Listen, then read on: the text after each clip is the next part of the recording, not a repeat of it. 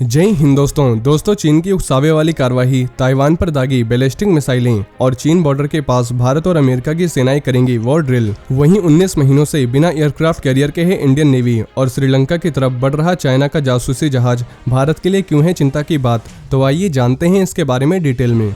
दोस्तों, ताइवान को लेकर बढ़ते तनाव के बीच खबर है कि चीन ने DF-15 बैलिस्टिक मिसाइलें दागी है जो कि ताइवान के समुद्री तट पर गिरी है। ताइवानी मीडिया के मुताबिक चीन द्वारा दागी गई 2 DF-15 बैलिस्टिक मिसाइलें द्वीप के ऊपर से उड़ी और समुद्री तट पर जा गिरी। दरअसल चीन ताइवान को समुद्र में घेरकर वॉर एक्सरसाइज कर रहा है और चीन के इस कदम को ताइवान ने क्षेत्रीय शांति के लिए खतरा बताया है। साथ ही ताइवान के डिफेंस मंत्रालय ने दावा किया है कि चीन ने थर्सडे को बैलिस्टिक मिसाइलें दागी है। उधर चीन की पीपल्स लिबरेशन आर्मी ने भी इसकी कंफर्मेशन की है। दोस्तों, चीन को ग्रुप ऑफ 7 यानी G7 देशों के विदेश मंत्रियों ने धमकाया कि बीजिंग को अमेरिकी प्रतिनिधि सभा की अध्यक्ष नैन्सी पेलोसी की ताइवान यात्रा के खिलाफ ऐसे एग्रेसिव तेवर नहीं दिखाने चाहिए। दरअसल अमेरिकी स्पीकर नैन्सी पेलोसी की ताइवान यात्रा के बाद चीन भड़क गया है और उसने अंजाम भुगतने की धमकी दी है। वहीं LAC पर तनाव के बीच भारत और अमेरिकन नेवी अक्टूबर में उत्तराखंड के ओली में मिलिट्री एक्सरसाइज करेंगी।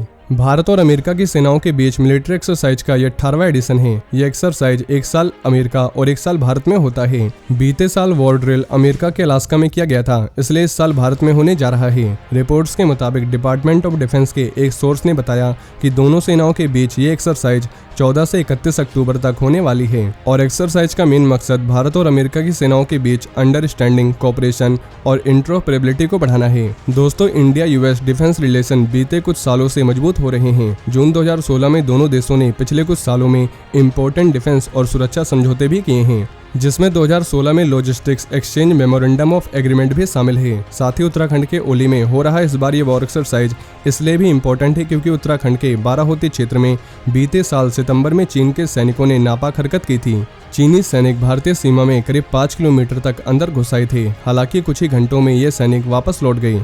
बताया जा रहा है कि बाराहोती में एक ऐसा चारागाह है जिसे लेकर दोनों देशों के बीच विवाद है। ये चारागाह 60 स्क्वायर किलोमीटर क्षेत्र में फैला है। वहीं इंडियन नेवी करीब 19 महीने से बिना ऑपरेशनल एयरक्राफ्ट कैरियर के काम कर रही है। दोस्तों, नेवी के पास एक ही एयरक्राफ्ट कैरियर है जिसका नाम INS विक्रमादित्य है और ये भी पिछले 19 महीनों से ऑपरेशनल नहीं है। सोर्सेस के मुताबिक दिसंबर 2020 में एयरक्राफ्ट कैरियर को रिफिट के लिए भेजा गया है। ये काम कारवार में हो रहा है और अभी इसमें 2 से 3 महीने का और समय लग सकता है, जिसके बाद ही INS विक्रमादित्य का किसी भी ऑपरेशन में इस्तेमाल किया जा सकेगा। दोस्तों, INS विक्रमादित्य की रिफिटिंग यानी मेंटेनेंस का काम वैसे तो 2018 से ही होना था, लेकिन नेवी की कई एक्सरसाइज को देखते हुए इसे टाला गया।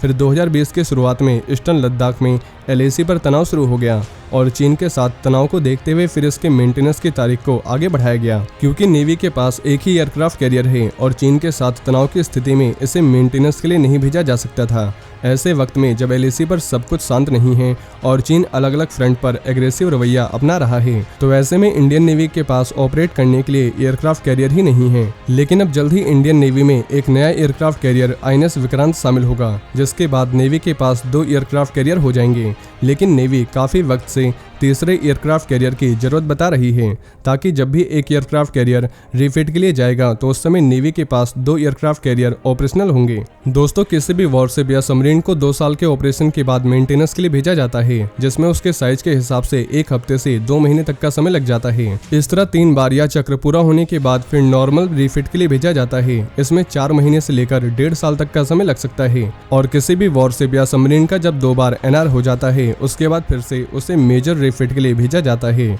इसमें लंबा समय लगता है। वहीं श्रीलंका के क्राइसिस में अगर सबसे बड़ा हाथ किसी देश का है तो वह है चीन। चीन और श्रीलंका की दोस्ती भारत के लिए हमेशा मुश्किलें पैदा करती है। एक बार फिर चीन श्रीलंका की दोस्ती भारत की मुश्किलें बढ़ाने वाली है। चीन के कर्ज जाल में फंसकर तबाह हो रहे श्रीलंका ने कुछ ऐसा किया है जिस पर अब देश की नजर है। श्रीलंका ने चीन के स्पाई शिप को हम्बनटोटा पोर्ट पर दाखिल होने की इजाजत दे दी है। साथ ही भारत चाइना की स्पाई शिप पर बारीकी से नजर रख रहा है और भारत चीन के नापाक मंसूबे पर अलर्ट मोड पर है। दोस्तों, चीन का जासूसी शिप युआन वांग 5 हम्बनटोटा बंदरगाह पर तैनात होने वाला है। ये श्रीलंका के दक्षिणी तट तक 15 अगस्त तक पहुंच जाएगा और इस जहाज के जरिए चीन स्पेस एंड सैटेलाइट ट्रैकिंग पर नजर रखता है। दरअसल चीन अपने जासूसी शिप के जरिए पूरे हिंद महासागर पर नजर रखना चाहता है। दोस्तों, जब श्रीलंका चीन का कर्ज लौटाने में फेल हो गया तब श्रीलंका को मजबूरन इस पोर्ट को चीन के हवाले करना पड़ा।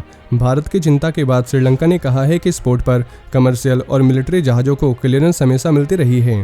कर्नल हर्थ ने बताया कि चीनी जहाज को सिर्फ इसी वजह से मंजूरी दी गई है। तो दोस्तों, ये थे आज के कुछ बड़े डिफेंस अपडेट। वहीं अगर आप भारतीय सेना से जुड़ी ऐसी और भी जानकारी जानना चाहते हैं तो आपको हमारे दूसरे चैनल डिफेंस एनालिसिस में मिल जाएगी, जिसकी लिंक आपको नीचे डिस्क्रिप्शन में मिल जाएगी। और ये जानकारी अगर आपको पसंद आई हो तो वीडियो को ज़्यादा से ज़्यादा शेयर करें और चैनल को सब्सक्राइब करना न भूलें। जय हिंद, जय भारत।